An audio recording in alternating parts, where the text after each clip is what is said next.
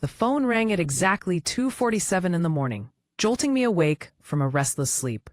My heart immediately started racing because nothing good ever comes from a call at that hour.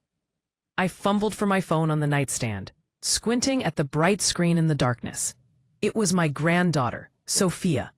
My sweet, gentle Sophia, who never caused trouble, who always followed the rules, who was supposed to be safely asleep in her bed at this ungodly hour. Grandma Elena? Her voice was barely a whisper, trembling with fear and something else I couldn't quite identify. Terror, maybe, or desperation. Sophia, sweetheart, what's wrong? Are you okay? I sat up immediately, fully awake now, my grandmother's instinct telling me something terrible had happened. My hand automatically went to my chest, feeling my heart pound against my ribs. Please don't tell anyone I called you. I'm hiding in my bathroom right now with the door locked. They don't know I'm awake. She was crying, trying to muffle her sobs with what sounded like a towel, or maybe her sleeve. My blood turned to ice. The way she said "they" sent chills down my spine. Who doesn't know? Sophia, tell me what's happening. Are you in danger? Should I call the police? It's Mom and Dad, Grandma. I heard them tonight. I came downstairs to get some water because I couldn't sleep, and they were in Dad's office with the door half open. They didn't see me, but I heard everything they said. Her voice broke completely, dissolving into sobs that made my heart ache. They're planning something terrible, something about you. I gripped the phone so tightly, my knuckles turned white. My mouth went dry. What did they say, sweetheart? Tell me everything. Don't leave anything out. Through her tears, Sophia told me everything, every horrible word. My daughter Veronica and her husband Marcus had been discussing their plan in detail, thinking their teenage daughter was safely asleep upstairs, never imagining she might overhear. They were going to have me declared mentally incompetent. They'd already found a facility. Some rundown place on the outskirts of the city called Meadowbrook, where they could warehouse me cheaply. The place had terrible reviews, multiple violations, but it was cheap, and that's all that mattered to them. They wanted to sell my house, the beautiful Victorian home on Rosewood Avenue that my late husband Gabriel and I had purchased 43 years ago. The house where we'd raised Veronica, where every room held memories of birthdays and holidays and quiet evenings by the fireplace. The house where Gabriel had proposed to me on one knee in the living room. A house where we'd brought Veronica home from the hospital as a tiny newborn. The house that held our entire lives. Dad told Mom they need to move fast before you figure out what they're doing, Sophia whispered, her voice shaking so badly I could barely understand her. Mom said you'd never see it coming because you trust them too much. She actually laughed, Grandma. She laughed and said once they get the paperwork signed, you'll be out of that house within a month. She said something about how you'd probably go quietly because you'd be too confused to fight back. I felt like someone had reached into my chest and squeezed my heart with an iron fist. The pain was physical, radiating through my entire body. Veronica, my daughter, my baby. A little girl I'd nursed through fevers and nightmares, whose hand I'd held on her first day of school, whose tears I'd dried when she didn't make the cheerleading squad, whose wedding I'd helped plan down to every last detail, spending weeks helping her choose flowers and decorations. That woman, that person I'd given life to, was plotting to steal everything from me. Strong, in parentheses, there's more, Sophia continued, her voice dropping even lower. They've been telling people you're getting confused, that you forget things. Dad called your doctor last week, pretending to be worried about your memory. He asked if there was any way to get you evaluated without your knowledge. Mom's been posting things on social media about how hard it is to watch a parent age, about the difficult decisions adult children have to make. She's setting up this whole story that you're declining, but you're not, Grandma. You're completely fine. You remember everything. You're sharper than most people half your age. They're lying about you. They're building a false narrative so that when they make their move, everyone will believe them instead of you. My hands started shaking. I set the phone down and put it on speaker so I wouldn't drop it. Sophia, listen to me carefully. You did exactly the right thing by calling me. You're so brave, sweetheart. So incredibly brave. I feel sick about it. They're my parents, but what they're doing is so wrong. I felt sick for weeks, Grandma. This isn't the first time I've heard them talking about it. They've been planning this for months. But tonight they were making final plans, talking about bringing documents to your house this Sunday. I couldn't stay quiet anymore. But please, please don't tell them I told you. Dad has been so angry lately, and I'm scared of what he'll do if he finds out. I won't say a word about you calling me. I promise on your grandfather's memory. Can you go back to bed now and act like everything is normal? Can you do that for me? Yes, I think so. I'm scared, Grandma. I know, sweetheart. I know you are. But I'm going to handle this. Trust me. Your grandmother isn't as helpless as they think. I'm going to protect myself, and I'm going to protect you, too. After she hung up, I sat in the darkness of my bedroom for a long time, my mind spinning in circles, my heart pounding so hard I thought I might be having a heart attack. But it wasn't a heart attack. It was betrayal. It was the purest form of pain I'd ever experienced. Worse than when Gabriel died, because at least that was natural, expected eventually. This was my own child turning against me, seeing me not as her mother, but as an obstacle to money. I didn't sleep the rest of that night. I couldn't. Every time I closed my eyes, I saw Veronica's face. Not as she was now, but as she'd been as a little girl. 5 years old, running to me with scraped knees for comfort. 7 years old, crying because kids at school had been mean to her. 13 years old, devastated by her first heartbreak. I'd been there for all of it. Every tear, every triumph, every moment of her life. I'd sacrificed so much for her. Gabriel and I had worked 2 jobs each to pay for her private school education. We'd delayed our own retirement plans to help her through college. We'd given her everything we had. And this was how she repaid that love? By conspiring to rob me of my independence, my home, my dignity? By 6 o'clock in the morning, I was showered, dressed, and sitting in my car outside the office building of Harrison and Associates, the most respected law firm in the city. I knew Catherine Harrison by reputation. She was famous in legal circles for defending elderly clients from financial abuse. She'd won multiple cases against family members who tried to exploit their aging relatives. If anyone could help me, it would be her. I waited in that parking lot as the sun came up, watching the building, drinking terrible gas station coffee that burned my tongue. My phone rang twice. Once was Veronica, calling to chat like everything was normal. I didn't answer. The second time was a spam call. I watched the minutes tick by, each one feeling like an hour. At exactly 8 o'clock when the doors opened, I was the first person through them. The receptionist, a young woman with kind eyes, looked surprised to see someone so early. "Good morning. Do you have an appointment?" she asked.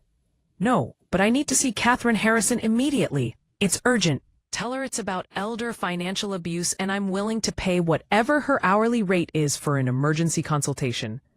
Tell her my daughter is planning to have me declared incompetent so she can steal my house and put me in a facility against my will. Tell her I need help now, today, before it's too late."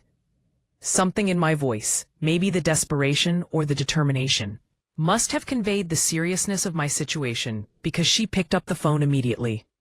She spoke quietly into it, glancing at me several times. I stood there, my purse clutched in my hands, trying to look calm even though I felt like I was falling apart inside.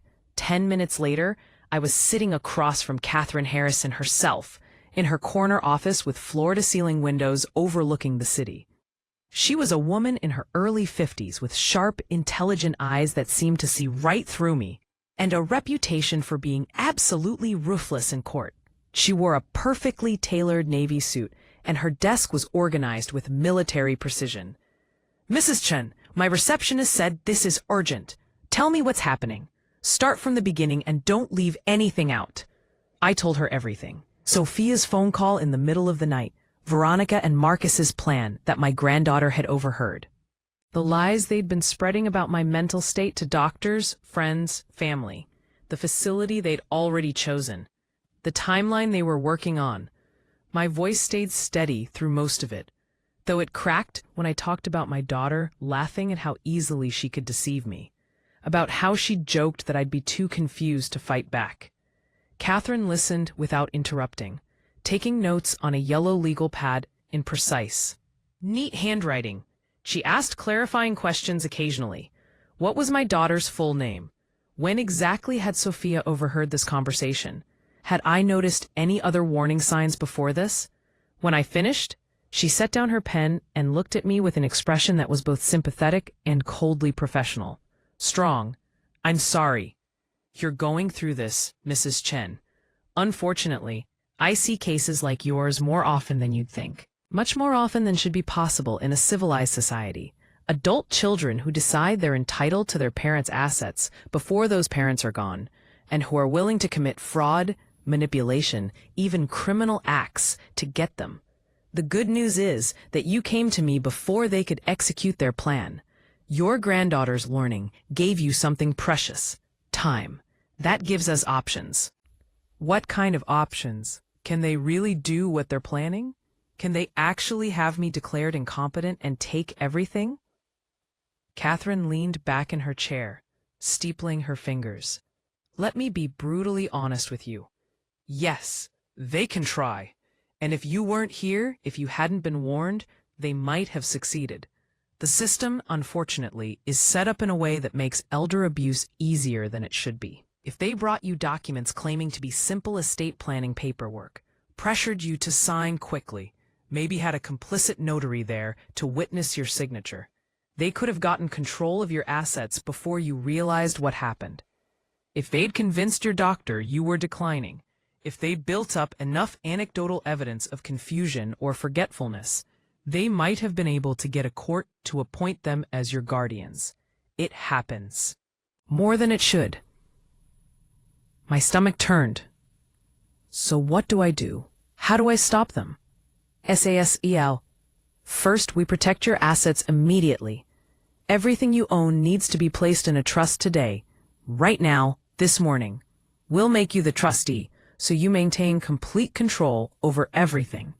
You won't lose any access or authority. But the assets will be owned by the trust, not by you personally. That means even if they somehow got you to sign documents under duress or deception, those documents would be meaningless because you no longer personally own the assets. Strong P. Can we really do that today? Strong P. We can and we will. I'm clearing my schedule for you, Mrs. Chen.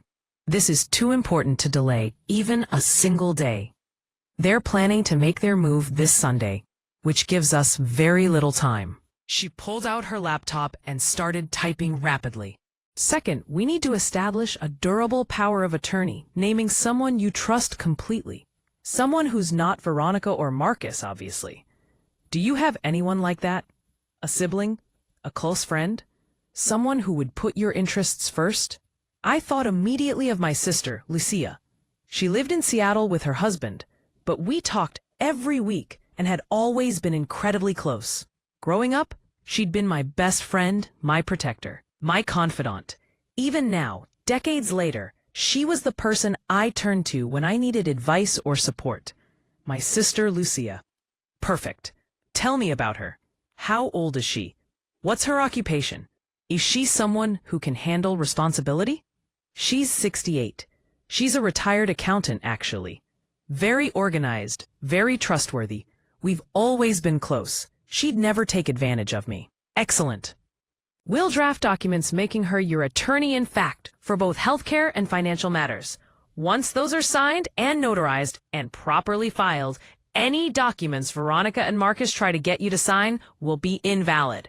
You'll already have valid power of attorney documents on file that supersede anything else. Stay true to what we've said now.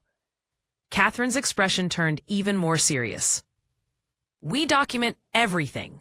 I want you to write down every conversation you can remember where they pressured you or made suspicious comments about your house, your finances, your health. Dates, times, exact words if possible. Even small things that seemed innocent at the time might be important now. If they contact you going forward, I want you to record every single conversation. Colorado is a one-party consent state, which means you can legally record conversations you're part of without the other person's knowledge or permission. Buy a good voice recorder. Keep your phone ready to record. We need evidence of their intentions. Can they really have me declared incompetent, though? I'm not incompetent. I manage my own finances. I drive. I remember everything. I'm completely capable.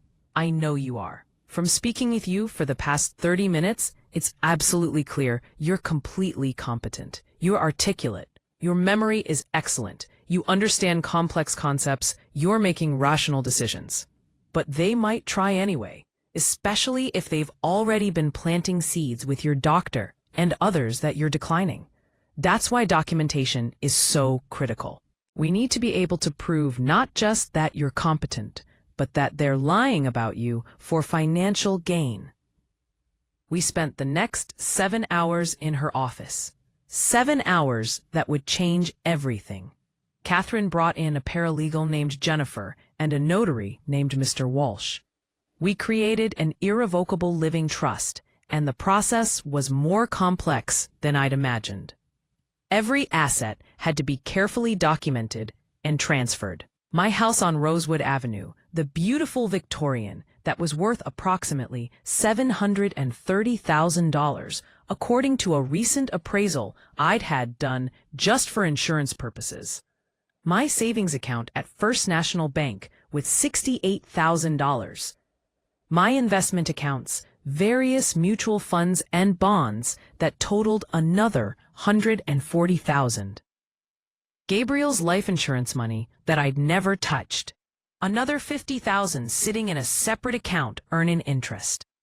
My retirement accounts, both my own and the survivor benefits from Gabriel's pension.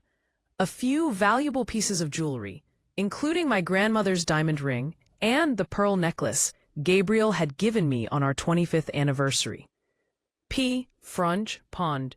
Every single asset I owned went into that trust. We documented it all meticulously, with paperwork that seemed to multiply endlessly. Pond. We drafted healthcare and financial power of attorney documents naming Lucia. I called her right there from Catherine's office to explain the situation. My hands were shaking as I dialed her number. MRH, I say, Elena, is everything okay? You never call this early on a weekday. Lucia, I need to tell you something. And I need you to listen without interrupting, because it's going to sound crazy.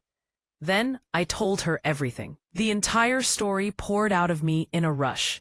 Sophia's phone call, Veronica's plan, the lies they'd been spreading, what Catherine and I were doing to protect me. My sister was silent for a long moment after I finished. Then she spoke, and her voice was shaking with fury. That absolute bitch. I'm so sorry, Elena. I never liked Marcus. I never trusted him. But I never thought Veronica would do something like this. Our mother would be rolling in her grave. Do you want me to fly out there? I can be on a plane tonight. Not yet. But I might need you soon. Right now, I just need to know you'll be there if I need you. And I need your permission to name you as my power of attorney. Of course. Absolutely. Whatever you need, Elena. You're my sister. We protect each other. That's what we've always done. Catherine took the phone and spoke with Lucia directly, explaining the legal documents and what Lucia's responsibilities would be. My sister agreed to everything without hesitation. We signed everything, page after page after page of legal documents. My hand cramped from signing my name so many times. We notarized everything, Mr. Walsh carefully checking our identification and watching us sign each document. We filed the trust documents with the county clerk's office. Catherine had a courier service rush the paperwork over to ensure it was filed immediately. By 3:30 in the afternoon, I was legally protected in every way Catherine could devise. Protected in ways I hadn't even known were possible. What do I do now? I asked as I prepared to leave her office. I felt drained, exhausted, emotionally wrung out. Do I confront them? Do I tell them I know? Absolutely not. You wait for them to make their move. You act completely normal. If they call, you chat with them like nothing's wrong. And when they show up this Sunday with their documents, you let them walk into the trap. You accord the conversation. You let them reveal their intentions in their own words. You let them lie to you about what the documents say. You let them pressure you. Then we bury them with evidence of attempted fraud. That feels manipulative. They're the ones being manipulative, Mrs. Chen. You're just protecting yourself. There's a difference, a big difference. If you feel my words, show your support by liking the video and subscribing to the channel, and tell me from which city you belong, so I can see how far a woman's impactful voice can reach. Help me build this community so we can bring more truthful stories for you. I drove home in a daze, my emotions swinging wildly between rage and grief and determination. I'd spent over $14,000 that day on legal fees. $14,000 that could have gone to Sophia's college fund, or a vacation, or anything else. Money well spent to protect myself, absolutely, but it hurt to spend it. Not because I couldn't afford it, but because I shouldn't have had to. I shouldn't have needed protection from my own daughter, from the baby I'd carried for 9 months, the child I'd stayed up with through countless sleepless nights, the teenager I'd defended against teachers and coaches, and anyone else who'd been unfair to her. When I got home, I looked at my house with completely new eyes. Every room suddenly felt precious in a way it hadn't before. The living room where Veronica had taken her first steps, wobbling toward Gabriel with her arms outstretched and the biggest smile on her tiny face. The kitchen where we baked cookies together when she was small, where she'd stand on a stool next to me and help measure ingredients, getting flour all over herself. The backyard where Gabriel had taught her to ride a bike, running alongside her and holding the seat until she was steady enough to go on her own. The bedroom that had been hers growing up, where she'd studied for exams and cried over boys and dreamed about her future. These weren't just rooms and spaces and square footage. They were my life, my history, my memories. They were Gabriel's ghost, still present in every corner. They were everything that mattered. And Veronica wanted to steal all of it from me so she could have the money, so she could sell it to strangers who wouldn't know or care that this house held a lifetime of love. That evening, I made myself dinner, even though I wasn't hungry at all. My stomach was in knots, but I forced myself to eat because I needed to stay strong, stay focused, stay sharp. Then I sat down at my desk and started writing everything I could remember. Every odd comment Veronica had made over the past 6 months. Like the time 3 months ago when she'd asked casually if I'd ever thought about downsizing. If this big house wasn't too much for me to manage alone. Or the time Marcus had asked intrusive questions about my finances, wanting to know exactly how much I had in savings, whether I had any debt, what my monthly expenses were. The way they'd both suddenly become so interested in whether I had a will, whether I'd thought about estate planning, whether managing the house was becoming too difficult for me, whether I ever got confused about paying bills. I realized with growing horror that the signs had been there for months, probably longer. I just hadn't wanted to see them. What mother wants to believe her child is capable of such calculated betrayal? What mother wants to think her daughter sees her as nothing more than an inconvenient obstacle to wealth? I wrote for hours, filling page after page with details. By the time I finished, it was past midnight and my hand was cramping again. But I had dates, times, exact quotes as best as I could remember them. Evidence of a pattern, evidence of planning. 3 days later, on a Thursday afternoon, Veronica called. Her voice was so normal, so cheerful, like she was just a loving daughter wanting to visit her mother. The deception in that sweetness made me feel physically ill. Strong, "Hi, Mom. How are you doing? I've been thinking about you." Strong, "I'm fine, dear. Just doing some gardening." The roses are beautiful this year. Strong. That's wonderful. Hey, Marcus and I were thinking we'd come by on Sunday if you're free. Maybe around 3? We'd love to see you. It's been too long. It had been exactly 1 week since their last visit. Hardly too long, but I played along. That sounds lovely, dear.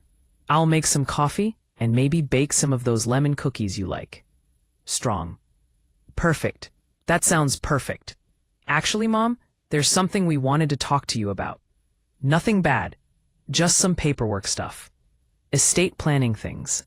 Marcus has been working with a financial advisor, and we've learned some really useful information about protecting assets and organizing things. We thought it might help you too. Hear her thinking she'd hooked me. Exactly, Mom. That's exactly why we want to help. We've already done all the research, talked to the experts. We can make it so easy for you. You won't have to worry about anything.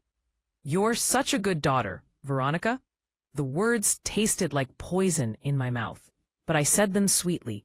I'm so lucky to have you. I love you, Mom. I love you. I'll see you Sunday. After she hung up, I sat staring at my phone for a long time. She'd said she loved me, but love doesn't plot to steal someone's home. Love doesn't lie to doctors about a parent's mental state. Love doesn't conspire to warehouse someone in a substandard facility just to save money. Whatever Veronica felt for me, it wasn't love. It was something else. Greed, maybe. Entitlement. A twisted sense that she deserved my assets more than I did. I called Catherine immediately and told her about the conversation. They're definitely coming Sunday. She confirmed it. She even mentioned paperwork and estate planning. Exactly like Sophia said. Good. That means we know what to expect. Now, Mrs. Chen, I need you to listen carefully to my instructions for Sunday. H-name? It's strong. Catherine gave me detailed instructions for Sunday's confrontation. I was to set up recording devices in multiple locations. My phone, obviously, but also a small digital recorder she was having delivered to my house the next day. I was to place it somewhere inconspicuous in the living room where we'd be sitting. She also suggested I position my iPad on a bookshelf, angled so it could capture video of the entire interaction. Pratt, the more documentation we have, the better, Catherine explained. If this goes to court, and it very well might, we want irrefutable evidence of their intentions. We want their lies captured on multiple devices so they can't claim the recording was doctored or taken out of context. And, from the Pratt, won't they notice all the devices? Not if you're clever about it. The digital recorder is tiny, about the size of a USB drive. Tuck it into a flower arrangement or behind a picture frame. The iPad can be propped up like you were watching something earlier and forgot to put it away. Your phone can be on the coffee table face down. They'll be so focused on getting you to sign those documents that they won't be paying attention to anything else. What if they get violent? What if Marcus becomes aggressive when I refuse to sign? Do you genuinely think that's a possibility? I thought about it. Marcus had always been somewhat controlling, somewhat arrogant, but violent? I don't know. I never thought he'd try to steal from me either, so clearly I don't know him as well as I thought. If at any point you feel unsafe, use the code word we discussed. Say the word thunder in a sentence, any sentence at all. And I'll call the police immediately and give them your address. I'll be on the other end of a phone line the entire time, listening to everything through your cell phone. You won't be alone in this, Mrs. Chen. I'll be right there with you, even if they can't see me. The next day, Friday, a package arrived from Catherine's office. Inside was the digital recorder, incredibly small and discreet, along with detailed, written instructions for how to use it and where to position it for optimal sound quality. There was also a small panic button device, like something from a medical alert system, that I could wear around my neck under my shirt. If I pressed it, it would immediately alert Catherine's office and emergency services. I spent that entire day preparing. I tested all the recording devices multiple times to make sure they worked. I practiced setting them up in natural-looking positions. I rehearsed staying calm, acting confused but cooperative. I needed Veronica and Marcus to believe they were in control, that their plan was working, until the moment I pulled the rug out from under them. Sophia sent me a text message Friday evening. "Grandma, they've been in their room with the door closed for hours. I heard Dad on the phone with someone talking about documents and notarization. I think they're finalizing everything for Sunday. Please be careful. I love you." I texted back, "I love you too, sweetheart. Everything is going to be okay. Your grandmother knows what she's doing. Just act normal and stay safe." Saturday was the longest day of my life. Every minute felt like an hour. I cleaned my house obsessively, needing something to do with my nervous energy. I baked the lemon cookies I'd promised, even though the thought of Veronica eating them while plotting against me made me feel sick. I went through my closet 3 times, trying to decide what to wear, something that made me look competent and capable, not like a confused old woman who needed her daughter to manage her affairs. I finally settled on a simple but elegant cream-colored blouse and dark slacks. Professional, but comfortable. I wanted to look like myself, like the woman who'd successfully managed a household and raised a child, and built a life with Gabriel. Not like someone who needed saving or managing or controlling. That night, I barely slept. I kept going over everything in my mind. What if something went wrong with the recordings? What if I accidentally said something that made them suspicious? What if they brought the documents but decided not to push me to sign them immediately? What if they somehow found out about the trust and realized their plan wouldn't work? But underneath all the anxiety was something else.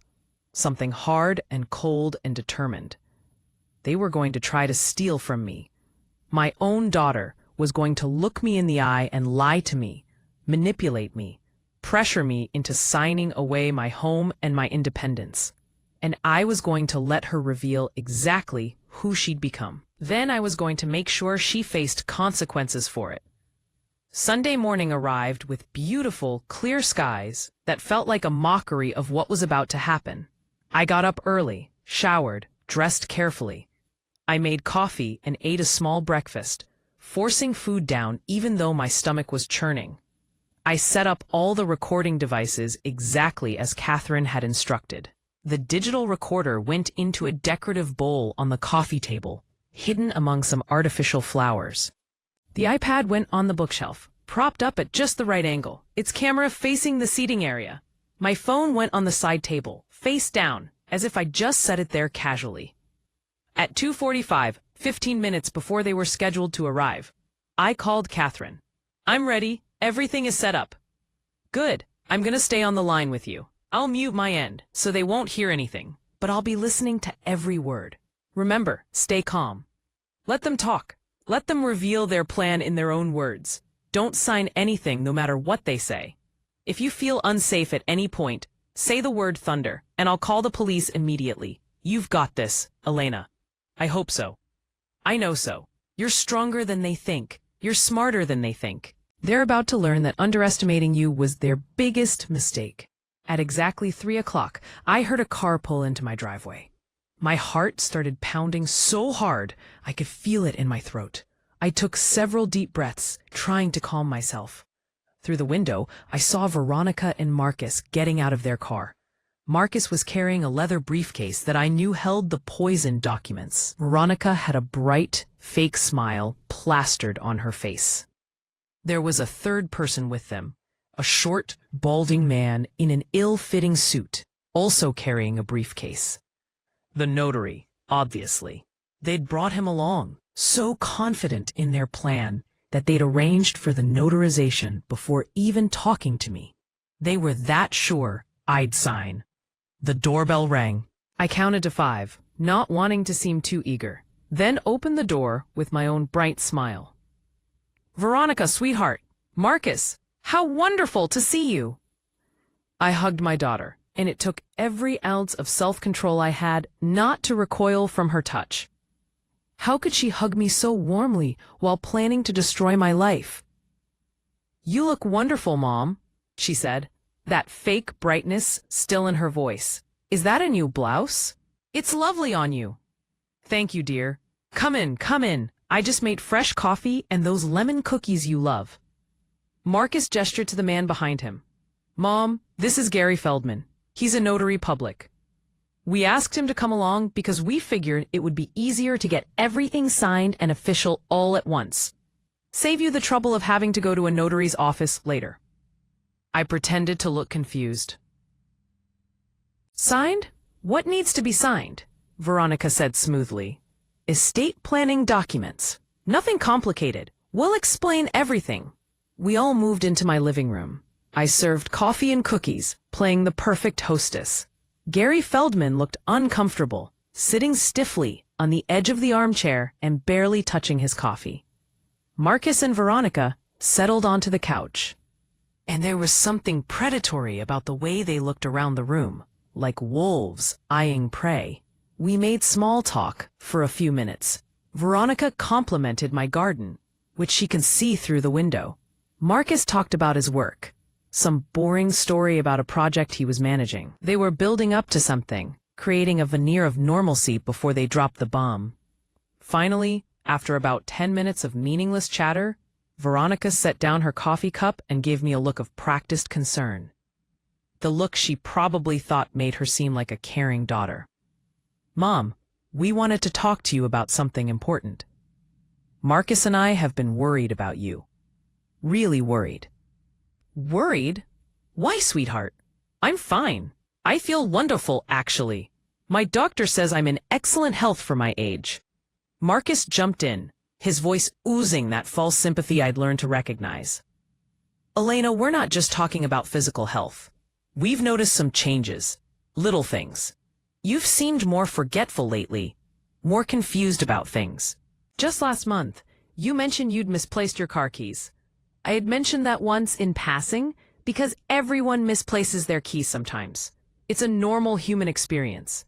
But now they were weaponizing it, using it as evidence of mental decline. It's not very concerning. I found them 5 minutes later. They were in my purse where I'd put them. That's just one example, Mom, Veronica said, her voice taking on that patient, slightly condescending tone that made my skin crawl. There have been other things. You called me 3 times in one day 2 weeks ago. Do you remember that? I did remember. I'd called once in the morning to ask about her work schedule, once in the afternoon to ask if she'd heard from Sophia about a school project, and once in the evening to tell her about a recipe I'd found that I thought she'd like. 3 separate conversations about 3 separate topics. But the way Veronica was framing it made it sound like I'd forgotten I'd already called her and kept calling repeatedly about the same thing. I remember calling you, yes. We had 3 different conversations about 3 different things. See, that's the thing, Mom. You think they were different conversations, but you were kind of repeating yourself, asking me the same questions in different ways. She was lying, blatantly lying, creating false memories to support their narrative of my declining mental state. Period. I don't recall that at all, Marcus said, leaning forward with that fake concern still plastered on his face. People with memory issues often don't realize they're having memory issues. They don't remember the things they've forgotten, if that makes sense. Period. It was a clever trap. If I insisted my memory was fine, they could claim I was in denial. If I admitted to any uncertainty, they could use it as evidence that I was declining. Either way, they thought they'd painted me into a corner. Period. I suppose everyone forgets things occasionally, playing into their expectations. But I manage my life just fine. I pay my bills on time. I drive safely. I take care of myself and my house. But for how much longer, Mom? Veronica's voice took on more urgency. You're 73 years old. You're living alone in this big house. What happens if something goes wrong? What if you fall and can't get to the phone? What if you forget to turn off the stove and start a fire? What if you take too much of your medication by accident? We lie awake at night worrying about these things. Lies. All lies. She didn't lie awake worrying about me. She lay awake calculating how much money she could get by selling my house. I appreciate your concern, but I'm really managing perfectly well. Marcus's expression hardened slightly. Are you though, Elena? This house is a lot to maintain. The yard work, the repairs, the utilities, the upkeep, all of that falls on you. Wouldn't it be easier to be somewhere where all of that is handled for you? Somewhere with people around, activities, medical staff nearby if you need them? There it was. The suggestion to move me out of my house, out of Gabriel's house, out of the home that held my entire life. You mean like a retirement community? I made my voice sound uncertain, a little confused, like I wasn't quite following their logic. Exactly, Veronica said eagerly, practically jumping at my seeming receptiveness. We've actually looked at some wonderful places, done a lot of research. There's one called Meadowbrook Estates that has great reviews online. It's very affordable, and they have all sorts of amenities. Activities every day, a communal dining room so you wouldn't have to cook, housekeeping services, medical staff on call 24 hours a day. You'd be so much safer there, Mom. So much happier. Meadowbrook Estates, just as Sophia had said, it wasn't a nice retirement community with amenities and activities. Catherine had shown me the inspection reports. It was a barely regulated facility with multiple complaints for neglect, inadequate staffing, substandard food, even a few cases of suspected financial exploitation of residents. They wanted to put me there because it was cheap. It cost less than $1,500 a month, which meant they could warehouse me there for pennies while they pocketed hundreds of thousands from selling my house. I don't know, I said slowly. I love this house. Your father and I built our life here. Every room has memories. I'm not ready to let that go. We know, Mom, Veronica said, reaching over to pat my hand. Her touch made my skin crawl. But I didn't pull away. But Dad's gone now. Holding on to the past doesn't bring him back. You're clinging to memories instead of living your life. Wouldn't it be better to move forward, to be somewhere new? Somewhere where you could make new friends, try new things, not be weighed down by all these old memories? She was talking about Gabriel, like he was a burden I needed to shed. Gabriel, who'd loved her unconditionally. Gabriel, who'd worked himself to exhaustion to give her every advantage. And now she was suggesting I forget him, abandon the home we'd shared, move on as if 43 years of marriage meant nothing. Your father wouldn't want me to give up our home, I said quietly. Dad would want you to be safe and happy, Marcus interjected. He'd want you to be practical. And practically speaking, Elena, maintaining this house is becoming too much for you. Even if you don't see it, we can see it. The gutters need cleaning. There are weeds in the garden. The paint on the porch is starting to peel. These are things you used to stay on top of, but you're not managing them anymore. More lies. My gutters were fine. I paid a service to clean them twice a year. The garden had a few weeds because I'd been deliberately letting it go slightly wild, preferring a more natural look. And the porch paint was perfect. We'd repainted it just 18 months ago. But they were building their case, creating a narrative of decline and inability. Every normal aspect of aging, every small imperfection in a 73-year-old woman's life, was being weaponized against me. We brought some paperwork that would help with the transition, Marcus said, finally opening his briefcase. Just some documents to organize your affairs, make sure everything is in order before you move. Move? I haven't agreed to move anywhere. End or mad, Veronica said. But when you're ready, and these documents just make everything easier when that time comes. They're completely standard. Everyone should have them. End or mad. Marcus pulled out a stack of papers and set them on the coffee table. I could see they were legal documents, printed on that official-looking paper with blue backing. What kind of documents are these? And secondly, This first one is a healthcare power of attorney, Marcus said, pointing to the top document. It just allows Veronica to make medical decisions for you if you're ever unable to make them yourself. Like if you're unconscious or too confused to understand the options. It's completely standard. Everyone should have one. It doesn't take away any of your rights or autonomy. It's just a safety net. Wen picked up the document, pretending to read it carefully while my heart pounded. What it actually said was much more expansive than Marcus had described. It gave Veronica broad, sweeping authority to make virtually any healthcare decision on my behalf, not just in emergencies. She could decide what doctors I saw, what treatments I received, where I lived, whether I could leave a facility if I wanted to. It was a blank check for control over my entire life, disguised as a simple emergency measure. It was a blank check for control over my entire life, disguised as a simple emergency measure. I said, putting some tremor into my voice. It's really not, Mom. It's standard legal language. A bit wordy, but the meaning is simple. It just says that if you can't make medical decisions, Veronica can make them for you. That's all. That wasn't all. That wasn't all. That wasn't even close to all. But I played along. And this one, I pointed to the second document.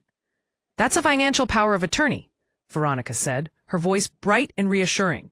It lets us help you manage your bills and accounts. You know how complicated finances can be, Mom.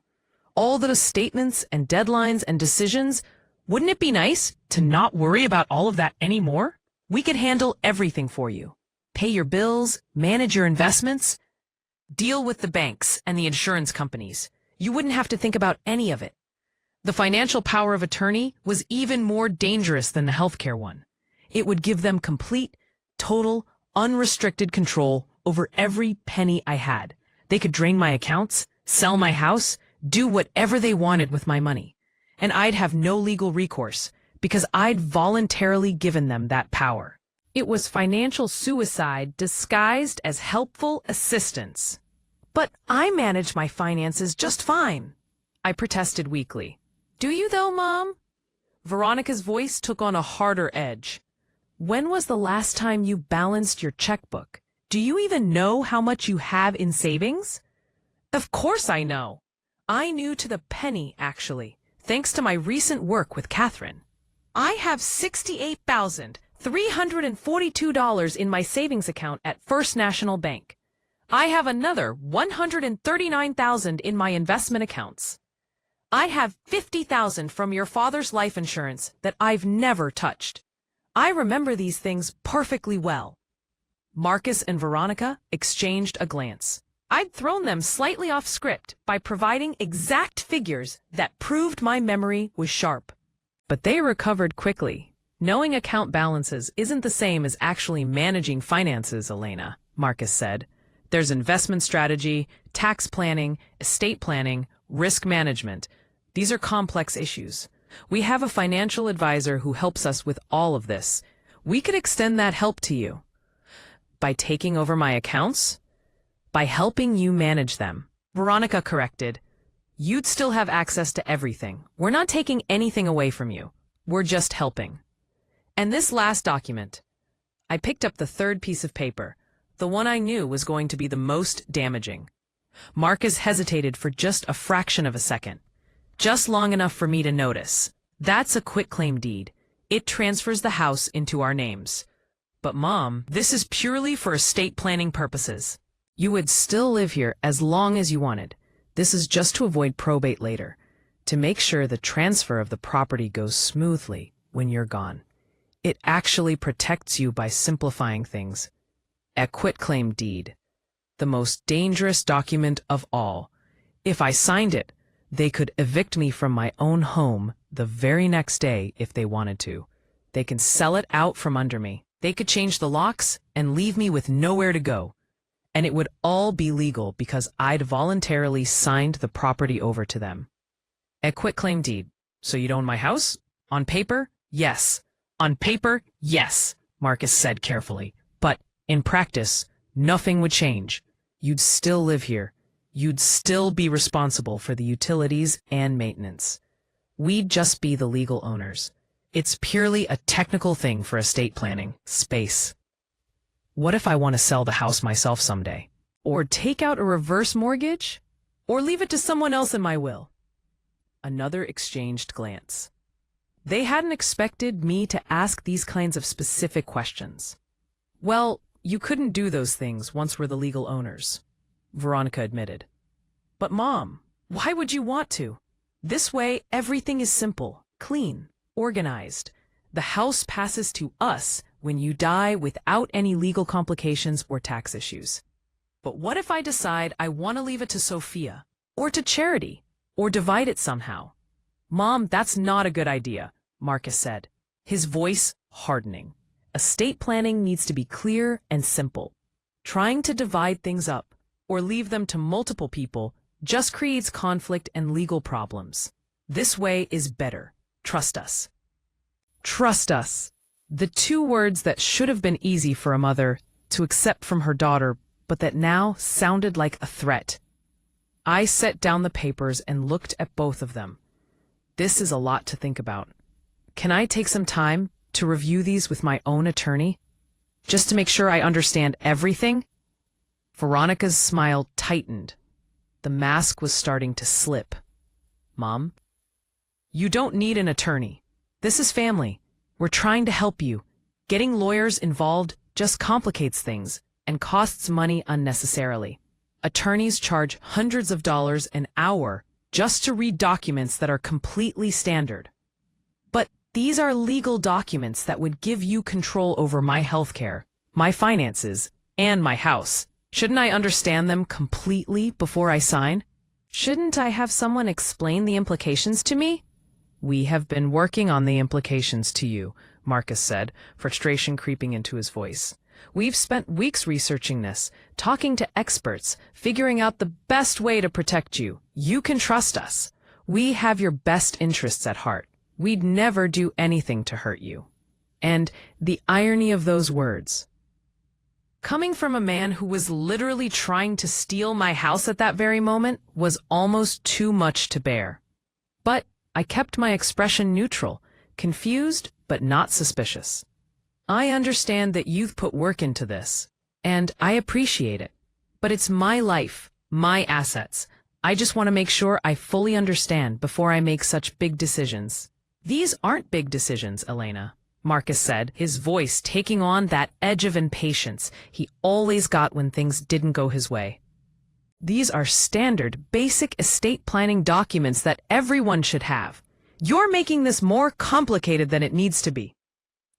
Actually, we brought Gary along specifically so we could get everything done today, Veronica added, gesturing to the notary who'd been sitting silently through this entire exchange. He's here. The documents are ready. All you have to do is sign and everything will be taken care of. You won't have to worry about any of this anymore.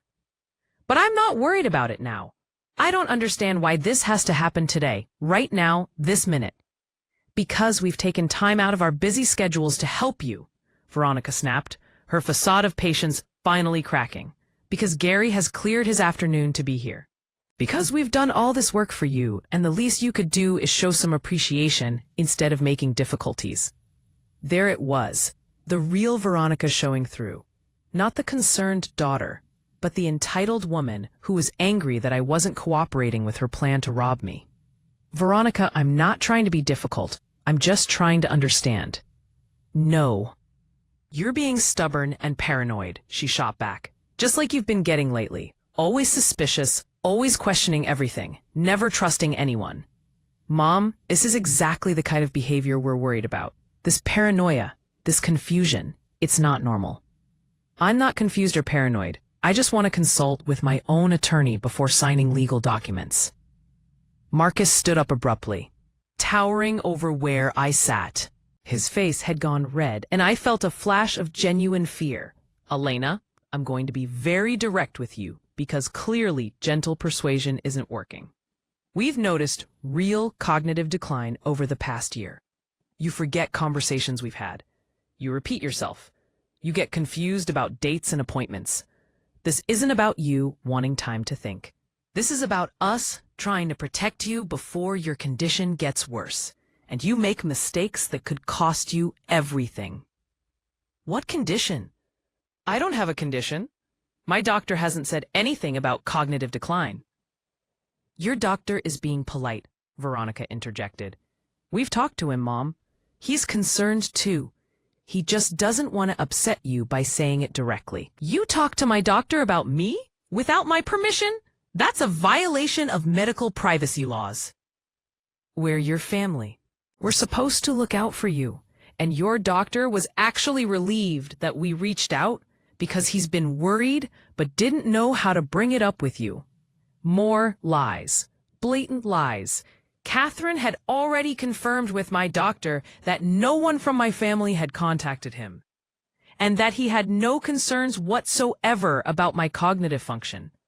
But they were lying so smoothly, so confidently, building this entire false narrative. I want to see documentation of that. I want to talk to my doctor myself. Mom, you're in denial, Veronica said, using that patient, condescending tone again. People with cognitive issues always think they're fine. They can't see their own decline. That's why family has to step in and help. By taking control of my health care, my finances, and my house? By protecting you from yourself, Marcus nearly shouted. Before you make terrible decisions. Before you get scammed by some con artist. Before you forget to pay bills and lose utilities. Before you hurt yourself or someone else. We're trying to help you, Elena, but you're fighting us every step of the way. I stood up slowly, feeling my heart race but keeping my voice calm and steady. I think you should leave. We're not leaving until you sign these documents, Veronica said, her voice rising to match her husband's. We've put too much work into this. We've planned too carefully. You're signing these papers today, Mom, right now. Stop being so goddamn difficult. Get out of my house. No, Marcus said flatly. He picked up the documents from the coffee table and shoved them toward me. Sign them now. Stop wasting everyone's time. I said get out. Mom, be reasonable, Veronica tried, but there was panic in her voice now. Panic that her carefully laid plan was falling apart. We're doing this for you. We love you. We want to take care of you. If you loved me, you wouldn't be trying to steal my house. The words hung in the air for a moment. Veronica's face went pale, then flushed red. We're not stealing anything. How dare you accuse us of that? After everything we've done for you? After all the time we've spent trying to help you? Help me by lying about my mental state? Help me by trying to trick me into signing away my home? Help me by planning to put me in a cheap facility while you pocket the money from selling this house? Marcus took a step toward me, his face darkening with rage. You're making a huge mistake, old woman. You think you're fine now? You think you can manage on your own? Wait until you actually need help. Wait until you're sick or injured or truly confused. See who comes running then. It won't be us. You're burning this bridge, Elena. You can't rebuild it. The bridge was burned when you decided to steal from me. I'm just acknowledging the ashes. You know what? Veronica grabbed her purse, her hands shaking with fury. Fine. You want to be alone? Be alone. You want to rot in this house by yourself? Go ahead. But don't come crying to us when you need something, because we're done. We're completely done with you. You were never doing anything for me in the first place. You were doing it to me. In spreading in anger, his sting. All things want to get, but that's his slow. It's like his nasty face snaps white. You're disgusting. Then you'll be happy to leave. We'll be back, he threatened, with a court order if we have to. You can't stop us from protecting you from yourself. We'll have you declared incompetent. We'll show everyone how confused and paranoid you've become. We'll make sure a judge sees that you need a guardian. And then we'll get everything anyway, and you won't have any say in it at all. Get out of my house, now. Veronica grabbed the documents, shoving them roughly back into Marcus's briefcase. Fine. Enjoy your precious house, Mom. Enjoy being alone with your memories, because that's all you'll have. No family, no support, just this empty house and your dead husband's ghost. They stormed toward the door. Gary Feldman scurried after them, looking mortified and uncomfortable. He hadn't said a single word during the entire exchange, just sat there witnessing what he must have realized was an attempted fraud. At the door, Veronica turned back one last time. You know what the saddest part is, Mom? Dad would be so ashamed of you right now. He always said family comes first. But you're choosing money over your own daughter. You're choosing a house over your family. That's not what he taught us. Your father would be ashamed of you, I said quietly, for trying to steal from your own mother, for lying about me to doctors and friends, for planning to warehouse me in a substandard facility. Gabriel would be heartbroken to see what you've become. For just a moment, I saw something flicker across Veronica's face. Shame, maybe, or pain, but it was gone in an instant, replaced by cold fury. Go to hell, Mom. Then they were gone, the door slamming behind them so hard that several pictures on the wall rattled. I heard their car door slam, heard the engine roar to life, heard them peel out of my driveway with squealing tires. I stood there in my living room, my entire body shaking. My heart was pounding so hard I thought I might be having a heart attack. My hands trembled. My legs felt weak. I sat down hard on the couch, trying to catch my breath. Then I remembered Catherine. She'd been listening to everything. I picked up my phone. Catherine, are you still there? I'm here, Elena. I heard every word. You were absolutely incredible. You stayed calm. You didn't sign anything. You got them to reveal their true intentions beautifully. You did everything perfectly. I feel like I'm going to throw up. I know. But Elena, you have to understand what you just did. You protected yourself. You got them to admit on recording that they were lying about your doctor, that they were trying to pressure you into signing documents you didn't understand, that they were planning to institutionalize you while taking your assets. You got Marcus to threaten you with forced guardianship. You got Veronica to admit she wanted the house sold. It's all there. Every word captured on multiple devices. What happens now? Now we wait for their next move, because they're going to make one.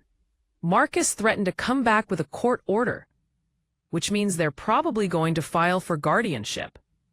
And when they do, we'll be ready with all of this evidence. After I hung up with Catherine, I sat alone in my living room for a long time. The house felt different now, emptier, like something fundamental had shifted.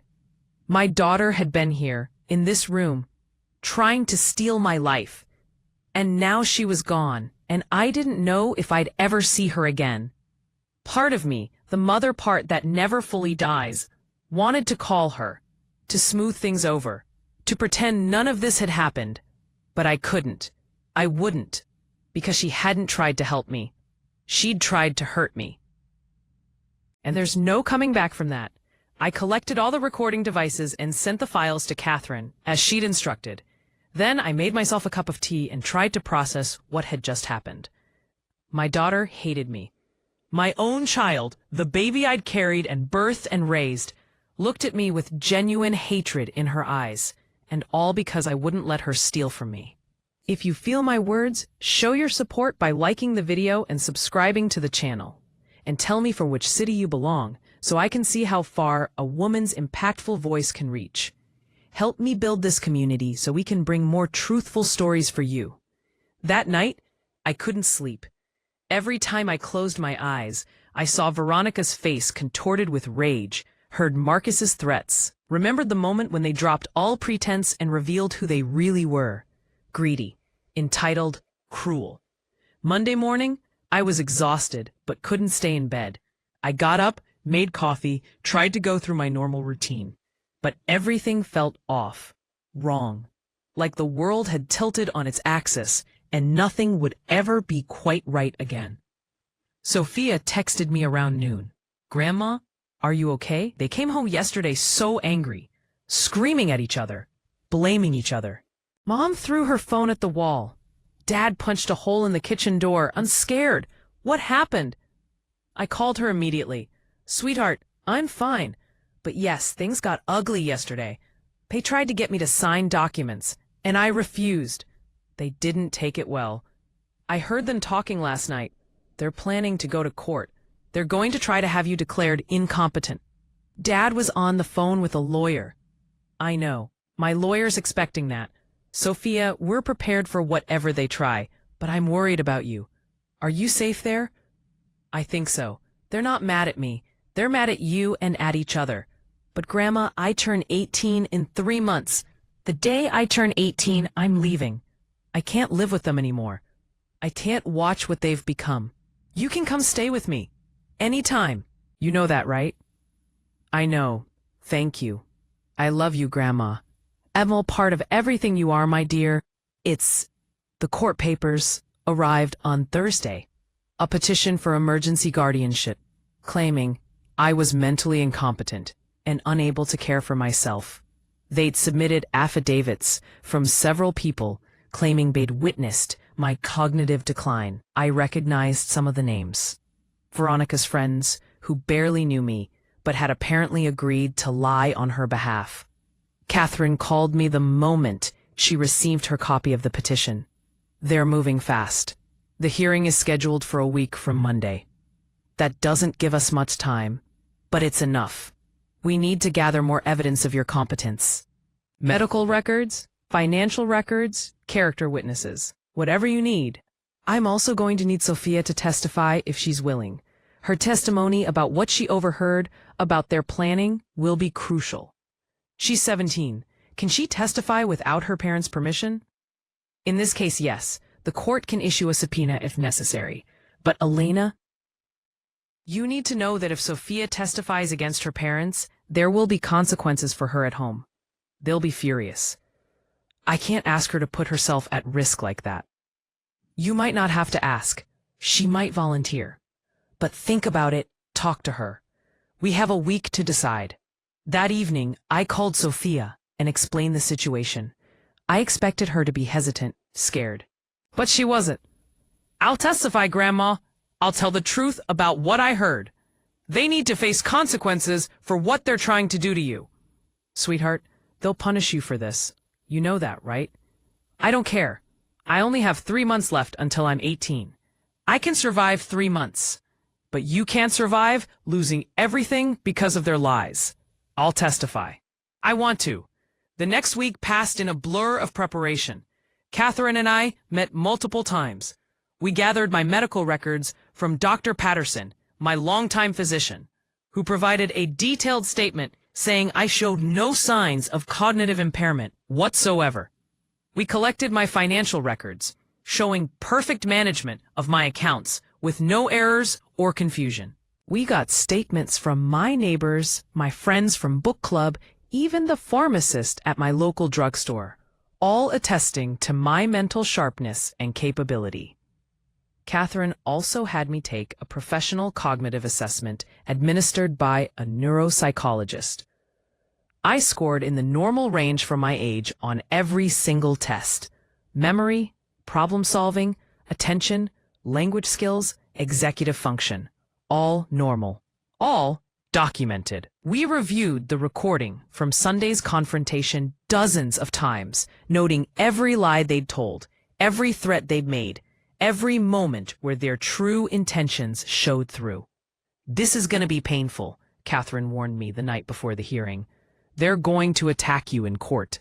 They're going to claim you're delusional, paranoid, incompetent. Their lawyer is going to try to make you look confused and incapable. You need to be prepared for that. I'm prepared, I said, though I wasn't sure I really was. How do you prepare for your own child to publicly declare you incompetent? How do you steel yourself against that kind of betrayal? The hearing was held on a Monday morning, in a small courtroom that felt too big and too empty at the same time. The high ceilings, the dark wood paneling, the judge's bench looming over everything. It all felt oppressive and cold. Judge Amanda Foster presided. She was a woman in her mid-60s with steel gray hair pulled back in a severe bun and sharp, assessing eyes that missed nothing. Her reputation preceded her. She was known for being tough but fair, skeptical of family members who claimed to be acting in an elderly person's best interests, while actually seeking control of assets. But peace-strong EF, Veronica and Marcus sat on one side of the room with their attorney Robert Brennan. He was a slick man in an expensive suit who specialized in elder law. According to Catherine's research, he'd helped numerous families gain control over their elderly relatives' assets through guardianship proceedings. He knew all the tricks, all the right things to say, to make it sound like his clients were motivated by love and concern rather than greed. Catherine and I sat on the other side. Behind us in the gallery sat Lucia. My sister had flown in from Seattle the night before to support me. Just knowing she was there made me feel stronger. Sophia was in the hallway, waiting to be called as a witness. She defied her parents to be here, sneaking out of the house early that morning. There would be consequences for that later, but she'd insisted on coming anyway. Judge Foster reviewed the petition, her reading glasses perched on her nose, her expression neutral. After several minutes, she looked up. "Mr. Brennan, you're asking this court to declare Elena Chen mentally incompetent and appoint your clients, Veronica Chen and Marcus Bennett, as her legal guardians. This is an extraordinarily serious request that would strip Mrs. Chen of her fundamental rights to autonomy and self-determination. What evidence do you have to support such a drastic measure?" Brennan stood, all practiced sympathy and legal smoothness. "Your Honor, Mrs. Chen is 73 years old and living alone in a large house that she can no longer properly maintain. Over the past year, multiple witnesses have observed significant cognitive decline. She forgets conversations. She becomes confused about basic tasks and dates. She's made several concerning financial decisions, including recently transferring all of her substantial assets into a trust, without consulting her family or considering the tax and legal implications. The tax implications of a properly structured revocable trust." Judge Foster's voice was dry, skeptical. "That seems like a prudent financial decision, not evidence of incompetence." "Your Honor, the point is that Mrs. Chen is making impulsive, poorly thought-out decisions, without consulting the people who care about her. She's isolated herself from her family. She's become paranoid, accusing her own loving daughter of trying to steal from her. She's convinced that people are plotting against her. These are classic signs of dementia or similar cognitive impairment. Mrs. Chen, how do you respond to these allegations?" I stood, my legs feeling shaky but my voice coming out clear and steady. "Your Honor, I'm not impulsive or confused or paranoid. I transferred my assets into a trust because my daughter and her husband attempted to defraud me. I have extensive evidence of their intentions, including recordings of them admitting their plan." Brennan scoffed dramatically. "Your Honor, these accusations are exactly what I'm talking about. Mrs. Chen has developed these paranoid delusions that her loving family is plotting against her. She's seeing conspiracies where there are none. She's misinterpreting normal family concern as sinister plotting." This is a textbook case of cognitive decline leading to paranoid ideation. Prompt, "They're not delusions," Catherine said, standing up. "Your Honor, I'd like to present evidence to the court." Judge Foster nodded. "Proceed, Ms. Harrison." Catherine connected her laptop to the courtroom's display screen. Then she played the video recording from that Sunday. Every moment of Veronica and Marcus's visit, every lie they'd told about the documents, every threat they'd made when I refused to sign, their masks slipping to reveal their true faces when they thought they'd won. Escorting the courtroom was completely silent except for the voices on the recording. Marcus's voice, cold and calculating.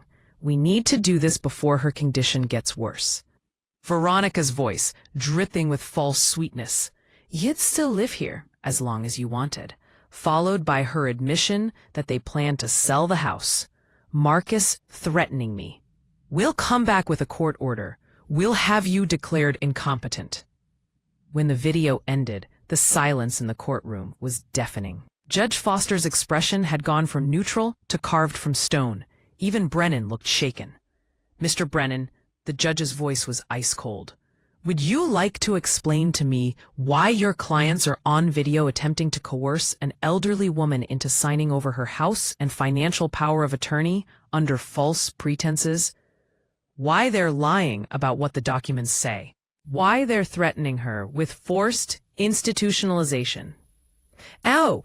Brennan stood, looking like a man who just realized he'd walked into a trap. "Your Honor, my clients where there may have been some miscommunication about the nature of—" "Miscommunication?" Judge Foster's voice rose slightly. "That video shows clear, unambiguous evidence of attempted financial elder abuse and fraud. Those documents they were pressuring her to sign would have given them complete control over her assets and healthcare decisions. And they were lying about what those documents actually said. That's not miscommunication, Mr. Brennan. That's fraud. Your Honor, my clients may have used poor judgment in their approach, but their intentions were good. They genuinely believe Mrs. Chen is declining and needs help. They were trying to protect her. By lying to her? By lying to her? By threatening her? By planning to institutionalize her in a cheap facility so they could sell her house and pocket the money? I don't have knowledge of any such plan, Your Honor. Catherine stood. Your Honor, I have additional evidence. We have testimony from the petitioner's daughter, Sophia Bennett, who will testify that she overheard her parents planning exactly that. We also have affidavits from Mrs. Chen's physician stating that no one from the family has contacted him with concerns about cognitive decline, contrary to what they claimed on the recording. We have financial records showing Mrs. Chen has been managing her money perfectly with no errors or confusion. We have cognitive testing results showing she functions in the normal range for her age in all areas. And we have character witnesses who can attest to her mental sharpness and capability. Judge Foster turned her attention to me. Mrs. Chen, I'd like to ask you some questions directly. Please take the witness stand. I moved to the witness box, my heart pounding. This was it. The moment where I had to prove my competence, prove that I deserved to control my own life. For the next 45 minutes, Judge Foster questioned me thoroughly. She asked about current events, and I answered accurately about recent elections, natural disasters, political developments. She gave me mathematics problems, and I solved them correctly. She asked me to recall a short story she told me, testing my memory, and I repeated it back to her word for word. She asked about my finances, and I provided exact account balances, described my investment strategy, explained how I managed my monthly budget. She asked about my health, and I listed my medications, explained my medical conditions, described my relationship with my doctor. She presented hypothetical scenarios and asked how I'd handle them, testing my judgment and problem-solving abilities. She asked about my daily routine, my hobbies, my social connections. I answered every single question clearly, confidently, thoroughly. I could see Brennan sinking lower in his seat as it became increasingly obvious that I was perfectly competent. Mrs. Chen, can you explain to me in your own words why you believe your daughter and son-in-law filed this petition? I looked directly at Veronica as I answered, because I wouldn't sign documents getting them control of my house and my money. Because I discovered their plan through my granddaughter and protected myself legally. Because when they realized they couldn't manipulate me into voluntarily giving them control, they decided to try to get it through the courts by claiming I'm incompetent. That's a lie, Veronica burst out, standing up. I was trying to help her. She needs help. She's declining and she's in denial about it. Ms. Chen, sit down, Judge Foster said coldly. You'll have your opportunity to testify. Mrs. Chen, you may step down. Mr. Ken, sit down. Catherine called her witnesses next. Dr. Patterson, my physician for the past 15 years, testified that I was in excellent health for my age, both physically and mentally. He stated unequivocally that he'd never been contacted by my family with concerns about cognitive decline, and that if he'd had any concerns himself, he would have addressed them with me directly. He'd seen me just 2 months ago for my annual physical and found me perfectly competent. Neuropsychologist, who'd administered my cognitive testing, testified about my scores, explaining that I performed in the normal range for my age in all areas, with some scores actually above average. There was no evidence of dementia, cognitive impairment, or any condition that would affect my ability to manage my own affairs. My neighbor, Mrs. Patterson, testified that she saw me regularly, that we had long conversations about books and current events, that I was always sharp and engaged. She'd never noticed any signs of confusion or decline.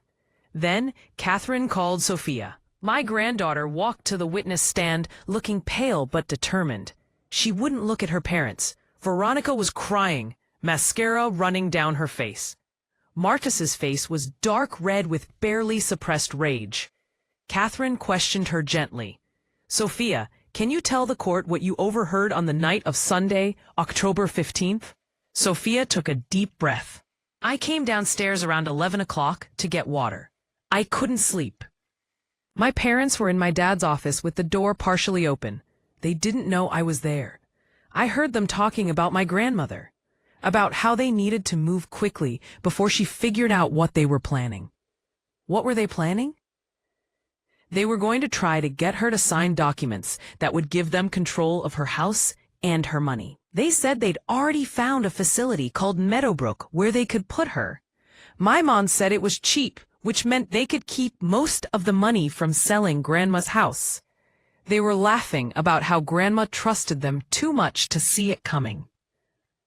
Did they say anything about your grandmother's mental state? My dad said they'd been telling people she was getting confused, forgetting things. But my mom laughed and said Grandma was still sharp, which meant they'd have to move fast. They were lying about her mental state to make people believe she needed help. Why did you decide to warn your grandmother? Sophia's voice broke slightly. Because what they were planning was wrong. My grandma is a good person. She's been nothing but kind and loving to all of us. And they were planning to steal from her and put her in a bad facility just to get money. I couldn't let that happen. Brennan cross-examined her aggressively, trying to suggest she'd misunderstood, that she was being manipulated by me, that she was a rebellious teenager trying to hurt her parents. But Sophia held firm, repeating exactly what she'd heard, not wavering in her testimony. When she stepped down, she finally looked at her parents. Veronica was sobbing. Marcus's expression was pure hatred directed at his own daughter. Brennan called his witnesses next. Veronica's friends, who'd signed affidavits claiming they'd noticed my decline. But under Catherine's cross-examination, they fell apart. None of them had seen me recently. None could provide specific examples of confusion or forgetfulness. They'd signed the affidavits as a favor to Veronica, without actually having first-hand knowledge of my mental state. Then Brennan called Veronica to testify. My daughter took the stand, still crying, her makeup ruined. She looked like the victim, which was clearly the image Brennan wanted to project. Miss Chen, why did you file this petition? Because I love my mother, Veronica said, her voice trembling. Because I've watched her decline over the past year and it breaks my heart. Because I'm terrified something bad is going to happen to her, living alone in that big house. Because she refuses to see that she needs help. There may be another time when she says that she forgets conversations. She'll call me multiple times about the same thing. She gets confused about dates and appointments. Last month, she forgot it was my birthday. She's never forgotten my birthday before. /strong. Karen stood. Objection, Your Honor. Mrs. Chen's birthday is June 14th. The alleged incident Veronica is describing would have occurred in June.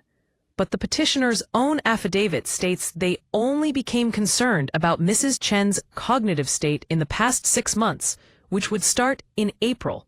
So either this incident never happened or the timeline in their petition is incorrect. End comma. Veronica's face went white. She'd been caught in a lie. Judge Foster made a note, "Continue, Mr. Brennan."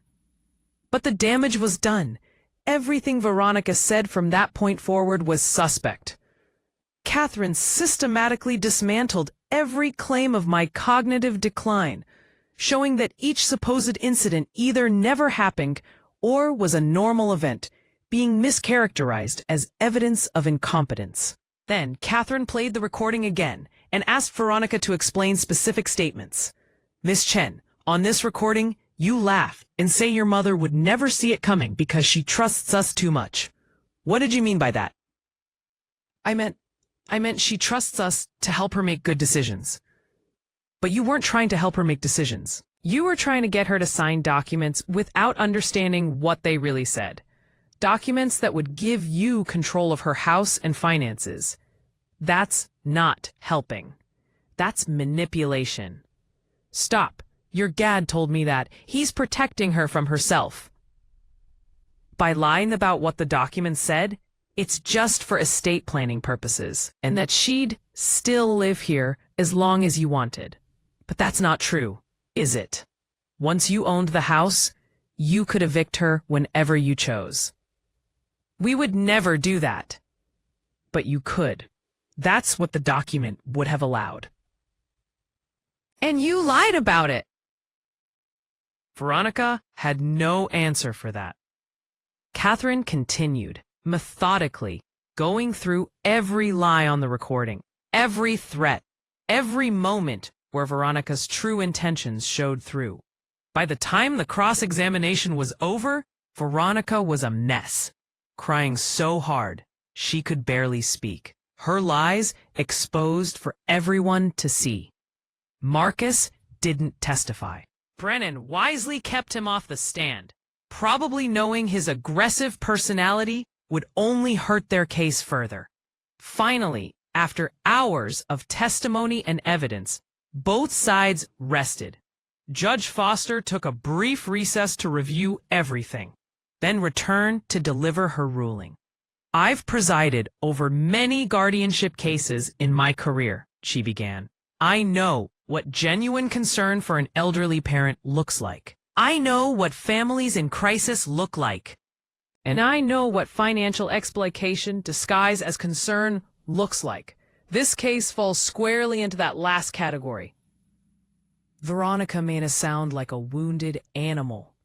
Mrs. Chen is clearly competent. She's articulate, her memory is excellent, her judgment is sound.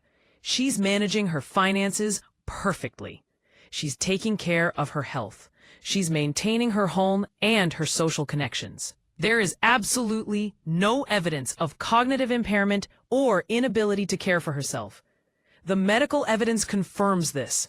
The cognitive testing confirms this. My own questioning confirms this. Judge Foster's eyes turned to Veronica and Marcus, her expression harsh.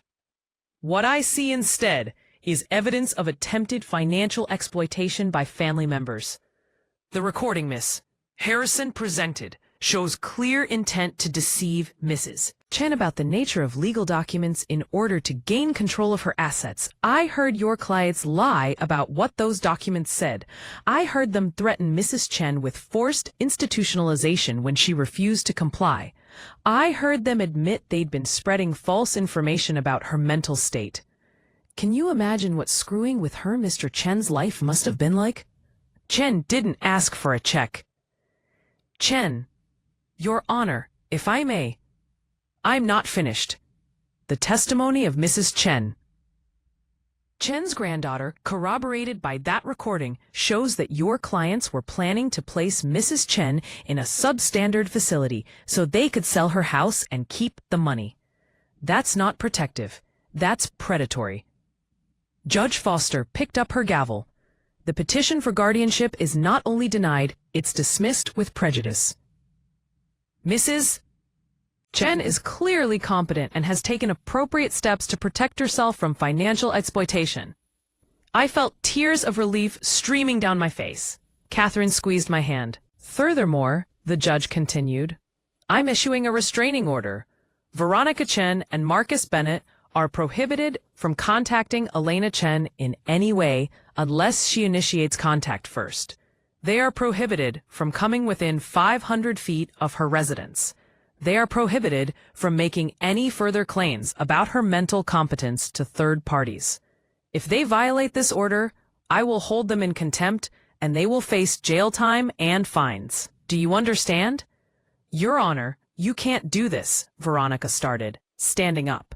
She's my mother. You can't keep me from my own mother. I absolutely can when you've demonstrated clear intent to exploit her. Your behavior on that recording was reprehensible. You attempted to defraud your own mother. You lied about her mental state to multiple people. You threatened her. You have forfeited your right to access to her until and unless she decides she wants contact with you. But the court's ruling is final, Miss Chen. If you wish to appeal, you may do so through proper legal channels. But the restraining order goes into effect immediately.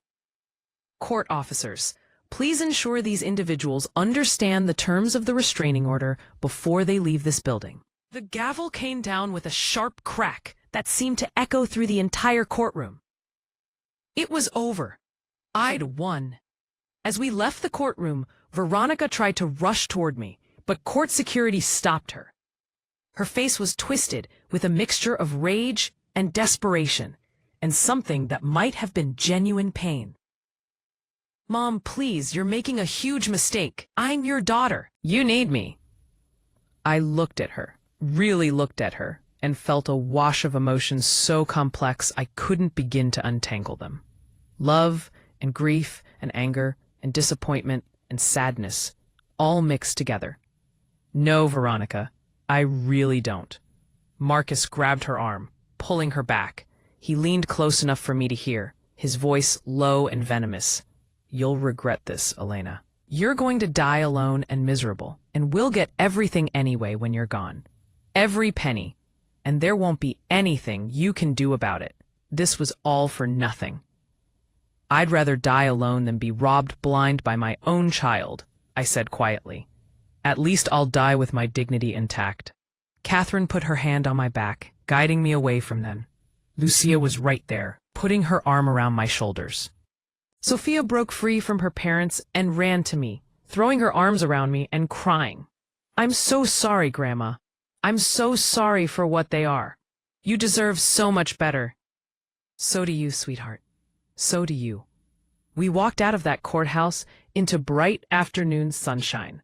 It was a beautiful day, warm and clear, and I felt simultaneously lighter and heavier than I'd ever felt in my life.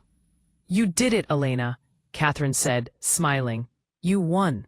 You protected yourself. And you sent a clear message that attempting to exploit you comes with consequences. It doesn't feel like winning. I know, but it is. You kept your independence, your home, your assets, your dignity. That's winning by any measure that matters. Lucia drove me home, Sophia in the back seat. My sister had taken a week off work to stay with me, knowing I'd need support in the aftermath. For the first few days, I could barely function. The emotional toll of everything that had happened hit me all at once. I couldn't eat, I couldn't sleep. Every time I closed my eyes, I saw Veronica's face contorted with rage, heard Marcus's threats, remembered the moment when I truly understood that my own daughter wanted me gone so she could have my money. The grief was overwhelming, not grief for a death, which would have been painful but natural. Grief for a relationship that had never been real. For a daughter I'd loved who'd never really loved me back. For a family that had been built on a foundation of lies and manipulation. Lucia took care of me during those dark days. She made me eat even when I didn't want to. She sat with me when I cried. She reminded me over and over that I wasn't wrong, that I'd done the right thing, that protecting myself wasn't selfish or cruel. Veronica made her choices, Lucia said firmly one evening as we sat on my porch watching the sunset. She chose greed over love. She chose money over her relationship with you. Those were her decisions, not yours. You didn't do this to her, she did it to herself. But she's my daughter. How did I raise someone capable of this? What did I do wrong? You didn't do anything wrong, Elena. Some people are just broken in ways that have nothing to do with their parents. Gabriel was a good man, and you're a good woman. You raised Veronica with love and values. But somewhere along the way, she decided those values didn't apply to her. That's not your fault. Sophia stayed with us too, having finally escaped her parents' house. On her 18th birthday, 3 weeks after the court hearing, she packed a bag and walked out. Veronica and Marcus had tried to stop her, but she was legally an adult. She could make her own choices. She moved into Gabriel's old study, which we quickly converted into a proper bedroom. Having her in the house changed everything. The empty rooms filled with life again. Young energy and hope and possibility. "Do you regret testifying against your parents?" I asked her one evening. Not for a second. They needed to face consequences for what they tried to do. I wish they were different people. I wish I had parents I could actually respect. I understand that feeling more than you know, sweetheart. We enrolled Sophia in the local community college. I paid her tuition, bought her textbooks, gave her a monthly allowance for expenses. She got a part-time job at a bookstore, wanting some independence, some sense that she was contributing. She began building a life separate from her parents' toxicity, and I began rebuilding mine. Slowly, painfully, I started to heal, or at least to function. With Lucia's help, we installed the security system Catherine had recommended. Cameras, sensors, panic buttons. My house became a fortress, protected against any future attempts by Veronica and Marcus to access me or my property.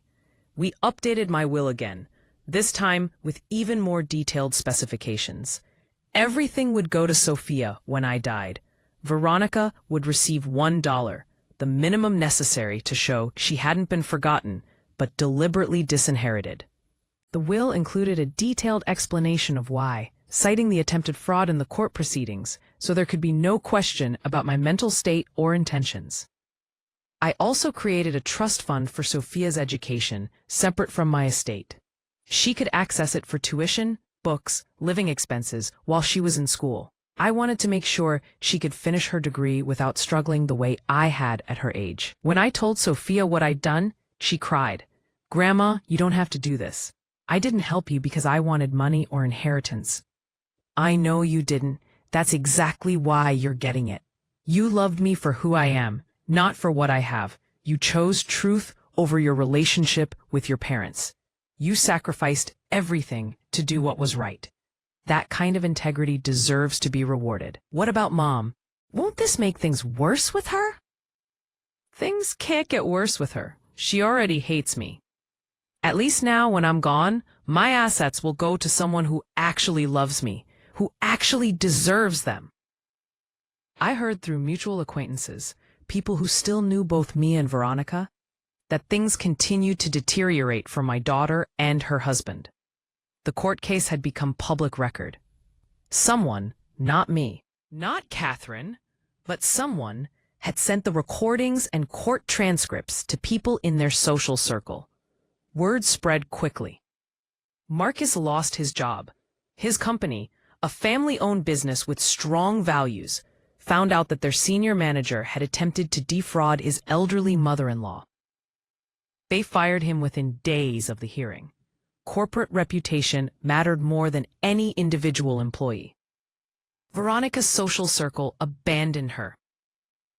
The women she'd had lunch with, played tennis with, served on charity boards with, all turned their backs. Attempting to steal from your mother while lying about her mental state didn't play well with the upper-middle-class set. She was asked to resign from 2 charity boards, no longer welcome in spaces where she'd once been celebrated. End of paragraph. They had to sell their house, without Marcus's income and with legal fees from the guardianship case. They couldn't afford the mortgage. They moved into a cramped apartment across town, a massive step down from the beautiful home they'd lost. Veronica apparently told people it was all my fault, that I'd ruined her life out of spite and vindictiveness. She never acknowledged that she'd ruined her own life by trying to steal from me. She never took responsibility for her choices, her lies, her greed. Later paragraph. And their marriage was fracturing. According to the rumors that filtered back to me, they were constantly fighting, each blaming the other for how the plan had gone wrong. Veronica blamed Marcus for being too aggressive in the confrontation. Marcus blamed Veronica for not anticipating that Sophia might warn me. Both blamed the justice system for not seeing things their way. Neither blamed themselves. As autumn turned to winter, my life settled into a new rhythm. Sophia thrived in school, making friends, discovering new interests, excelling in her classes. She wanted to be a teacher, to work with children, to give to the next generation the way I'd given to her. We cooked dinner together most evenings. We watched movies. We talked for hours about everything and nothing. She told me about the boy she was dating, a sweet kid named Daniel, who treated her with respect. I told her stories about Gabriel, about the good parts of Veronica's childhood, about the life I'd built before everything fell apart. "Do you miss her?" Sophia asked me one night as we were doing dishes. "Mom, do you miss having a daughter?" I thought about it carefully, drying a plate and setting it in the cabinet. I miss who I thought she was. I miss the idea of having a loving daughter. But the real Veronica, the one who tried to steal from me, no, I don't miss her at all. What I feel is mostly sadness that the person I loved never really existed. She was always this. I just couldn't see it. "I miss having a mom," Sophia admitted quietly. I don't miss the people they actually are, but I miss the idea of having parents who love me, who are proud of me, who want what's best for me. You have that. You have me. You have Aunt Lucia. You have people who genuinely love you, Sophia. Blood doesn't make family. Love makes family. She hugged me tight. Thank you for taking me in, for giving me a home. Thank you for saving me, for warning me, for choosing what was right, even when it cost you everything. If you feel my words, show your support by liking the video and subscribing to the channel. And tell me from which city you belong, so I can see how far a woman's impactful voice can reach. Help me build this community so we can bring more truthful stories for you. In early December, something unexpected happened. I received a letter in the mail. No return address, but I recognized Veronica's handwriting on the envelope. My hands shook as I held it. Sophia saw me staring at it. "What is that?" "A letter from your mother. Are you going to open it?" "I don't know." Finally, on the third day, I opened it. Inside was a single page, handwritten. "Mom, what about that returning favor to the villain? More accusations, more attempts to make me the villain of her story. I made mistakes. I see that now. I'm sorry for how things happened. Marcus and I are struggling. We lost the house. We've lost friends. Our lives fell apart after the court case. I know you probably don't care, but I wanted you to know that we're paying the price for what we tried to do. Can we talk? Can we try to fix this? You're still my mother. That has to mean something. Please, Veronica." I read it 3 times. Then I folded it carefully and put it in my desk drawer. Sophia asked if I was going to respond. I told her I didn't know yet. "Do you think she's actually sorry?" Sophia asked. "Or is she just desperate because her life fell apart?" "I think she's sorry her plan failed. I think she's sorry she got caught. I don't know if she's actually sorry for trying to hurt me. There's a difference." Over the following weeks, more letters arrived, each one slightly more desperate than the last. Veronica talked about how hard things were, how much they were struggling, how sorry she was. But she never actually took full responsibility. She never said, "I tried to steal from you and that was wrong." It was always mistakes were made and things happened, and we all could have handled things better. She wanted to smooth things over, to move past it, to have access to me again. But she didn't want to actually acknowledge the depth of what she'd done. She wanted forgiveness without genuine repentance. I didn't respond to any of the letters. In February, almost 6 months after the court case, Veronica showed up at my house. She didn't violate the restraining order, just parked across the street where she had a clear view of my front door. She sat there for hours, watching the house. I saw her through the window. She looked terrible. Older, thinner, worn down by the consequences of her choices. Part of me, the mother part that never fully dies, wanted to go to her, to comfort her, to make everything okay again. But I didn't. I stayed inside and called Catherine. She's not violating the order, Catherine confirmed after I described the situation. She's on a public street, staying more than 500 feet away. Technically, she's in compliance. But if it makes you feel unsafe, we can go back to court and ask for an expanded order. What should I do? That's up to you, Alina. Do you want her there?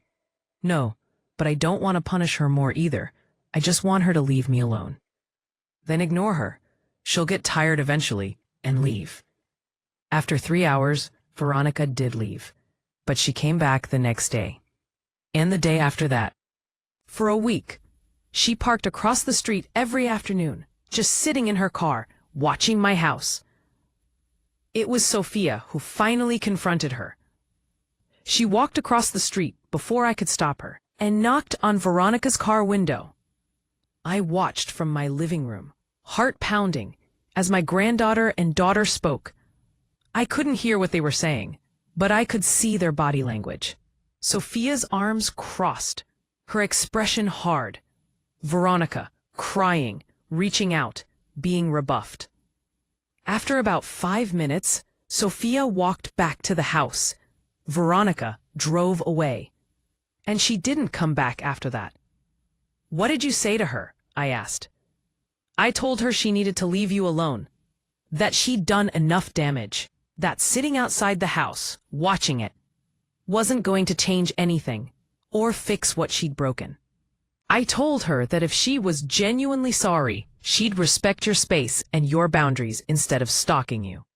Was she sorry? Did she seem like she understood what she'd done wrong? Sophia hesitated. She kept saying she was sorry, but she was also making excuses, saying they were desperate, saying Marcus pushed her into it, saying the stress made her do things she wouldn't normally do. She wanted me to convince you to talk to her. When I said I wouldn't, she got angry and said I'd betrayed the family. Same old mom, blaming everyone else for her problems. Thank you for protecting me. Thank you for protecting both of us. As winter turned to spring, I found myself genuinely happy for the first time in years. Not just content or okay, but actually happy. My house was secure. My assets were protected. Sophia was flourishing, doing beautifully in school, and planning to transfer to a 4-year university in the fall. I had Lucia, who visited monthly and called twice a week. I had new friends from a book club I'd joined and a volunteer position at the local women's shelter, where I helped other women who were dealing with exploitation and abuse. I'd also started dating again, which both surprised and delighted me. His name was James, a widower I'd met at the book club. We took things slowly, carefully, just dinners and movies and long walks. He knew my story, knew about Veronica and what she'd tried to do. He never pushed me to reconcile with her or suggested I was being too hard on her. He just accepted my choices and supported my boundaries. You survived something that would have destroyed a lot of people. He told me one evening as we sat on my porch watching the sunset. You should be proud of yourself. I don't feel proud. I feel sad that it came to this. You can feel both.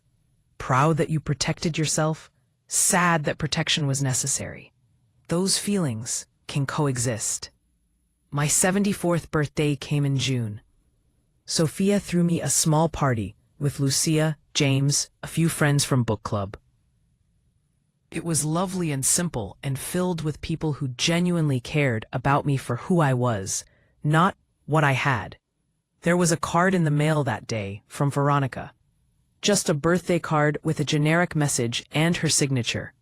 No letter, no explanation, no attempt to manipulate. Just happy birthday, Mom. Love, Veronica. I set it on the mantel next to the photos. I didn't throw it away, but I didn't respond to it either. It existed in a strange middle space, acknowledged but not answered. "Are you ever going to talk to her again?" Sophia asked, seeing me look at the card. "I don't know. Maybe someday. Maybe if enough time passes and she actually seems to understand what she did wrong. Maybe if she takes real responsibility instead of making excuses. Maybe if I can trust that she won't try to hurt me again. But maybe not. Maybe some things are too broken to fix. That's fair. You don't owe her forgiveness just because she's your daughter. She has to earn it. Did I ever tell you how proud I am of you? How brave you are? How much I admire the person you're becoming?" Sophia smiled. "Only about 100 times. But I never get tired of hearing it." As summer deepened and Sophia prepared for her transfer to the university, I reflected on everything that had happened over the past year. The midnight phone call that had changed everything. The scramble to protect myself legally. The confrontation with Veronica and Marcus. The court case. The restraining order. The loss of my daughter and the gain of my granddaughter. It had been the hardest year of my life in many ways, but I'd survived it. More than survived, I'd thrived. I'd discovered strength I didn't know I possessed. I'd learned to trust my instincts, to prioritize my own well-being, to stand up for myself even when it hurt. I'd learned that loving someone doesn't mean letting them hurt you, that family obligations don't extend to self-destruction, that sometimes the most loving thing you can do is say no and hold firm to that boundary. Most importantly, I'd learned that I was more than just someone's mother or someone's grandmother or someone's elderly relative. I was Elena Chen, a complete person with my own value that had nothing to do with my relationships to others. I deserved respect, dignity, autonomy. And I was willing to fight for those things even when fighting meant losing people I loved.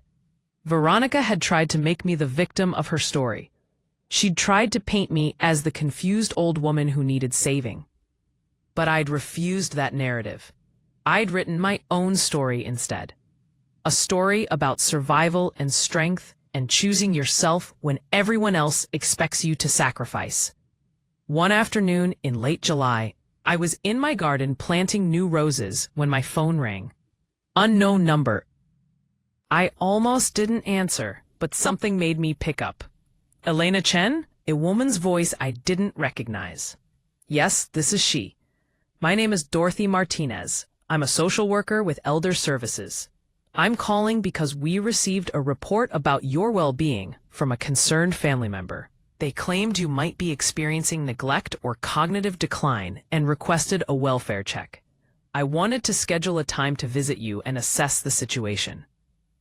My blood ran cold. Veronica. It had to be. She'd found a new way to attack me, this time by reporting me to social services. I'm perfectly fine. I don't need a welfare check. I understand, Mrs. Chen. But when we receive reports like this, we're required to follow up. It's for your protection. Can I schedule a time to visit you this week? I wanted to refuse, to tell her to go away and leave me alone. But I knew that would only make things worse. Refusal would be seen as evidence that I had something to hide. Fine.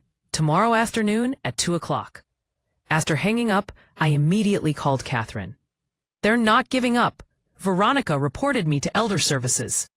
They're sending a social worker tomorrow. Stay calm. You have nothing to worry about. Your house is well maintained.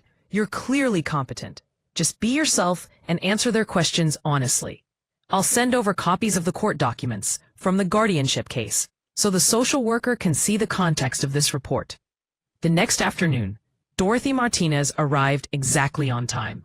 She was a kind-looking woman in her 40s with a warm smile and observant eyes. Thank you for seeing me, Mrs. Chen. I know these visits can feel intrusive. Would you like some tea? I just made a fresh pot. We sat in my living room and she asked me questions. How was my health? Was I able to prepare meals for myself? Did I have support systems? Was I managing my finances? Did I feel safe? I answered everything honestly and thoroughly. I showed her my organized medication schedule, my meal planning calendar, my budget spreadsheets. I introduced her to Sophia, who was home from her part-time job. I gave her Catherine's contact information and Dr. Patterson's. After about an hour, Dorothy set down her clipboard and looked at me directly.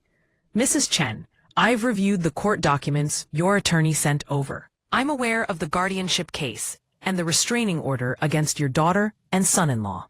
I'm guessing this report came from them? I can't imagine who else it would be. I want you to know that this appears to be a retaliatory report. There's absolutely no evidence of neglect, cognitive decline, or any need for intervention. You're clearly living independently and successfully. Your home is well maintained. You have support systems. You're managing all your affairs competently. I'm going to close this case as unfounded. Relief washed over me. Thank you. I am going to note in my report that this appears to be harassment by family members who've previously attempted financial exploitation. If they make future reports, we'll take that context into account. However, Mrs. Chen, you should know that they can keep reporting you. There's no legal mechanism to stop them from making reports to various agencies. So they can just keep harassing me forever? Unfortunately, as long as they're not directly violating the restraining order, yes. But each time, we'll investigate and find the same thing, that you're fine and they're lying. Eventually, their reports will carry less and less weight. But I'm sorry you have to deal with this. After she left, I sat in my living room, feeling exhausted and frustrated. When would it end? When would Veronica and Marcus finally accept that they'd lost and move on with their lives? But I realized, as I sat there, that their continued attacks were actually proof that I'd won. They kept coming after me because I'd successfully protected myself and they couldn't stand it. Every failed attempt to hurt me was evidence that I built walls strong enough to keep them out. Let them keep trying. Let them waste their time and energy on reports that would be dismissed and accusations that would be disproven. I was protected. I was secure. And most importantly, I was free. Sophia came and sat next to me on the couch. Are you okay, Grandma? I'm okay. I'm frustrated, but I'm okay. They're not going to win, sweetheart. No matter how many times they try, they're not going to win. I know. You're the strongest person I've ever met. I'm not strong. I'm just stubborn. There's a difference. She laughed. Whatever it is, it's working. You're still here, still independent, still living your life on your terms. That's what matters. As summer turned to fall and Sophia prepared to move into her dorm at the university, I reflected on how much had changed in just over a year. I'd lost my daughter, but gained a granddaughter. I'd faced betrayal, but found strength. I'd been attacked, but emerged victorious. The house on Rosewood Avenue remained mine. My assets remained protected. My life remained my own. Everything Veronica had tried to steal was still securely in my possession. And more than that, I'd discovered something important about myself. I was Elena Chen, 74 years old, and I didn't need anyone's permission to live my life. I didn't need my daughter's approval. I didn't need to sacrifice myself to make others happy. I could choose myself, prioritize myself, protect myself. That wasn't selfish. It was survival, and survival, I'd learned, was something to be proud of.